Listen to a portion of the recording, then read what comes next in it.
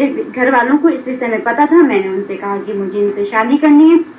उन्होंने मेरे ऊपर अत्याचार किया, मुझे मारपीट करने लगे। मुझे इस बात का बहुत ज्यादा डर था कि कहीं वो मुझे मार ना डालें।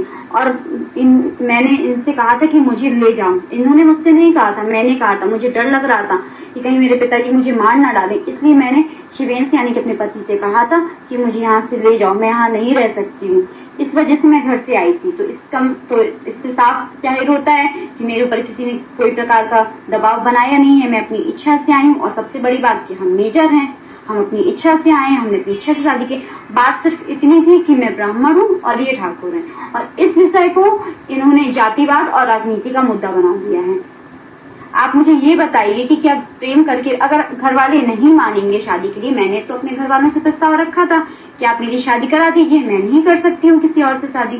तो आपने मेरा प्रस्ताव स्वीकार नहीं किया। जब घर वाले प्रस्ताव स्वीकार नहीं करेंगे तो जाहिर सी बात है कि बच्चे घर से चले जाएंगे। अब इसका मतलब ये तो नहीं है ना कि किसी ने बहलाया है, फुसलाया है। भाई मैं कोई छोटी बच्ची तो हूँ नहीं, मैं अपनी इच्छा से आई हूँ, अपनी मर्जी से आई हूँ। मैंने अपने घर पे कहा था अपने माता पिता से कि मुझे इनसे शादी करनी। उन्होंने मुझे मना कर दिया कि नहीं होगा, और मेरे साथ मेरा फोन ले लिया और मेरे साथ मुझे मारपीट की, मुझे इमोशनली टॉर्चर किया।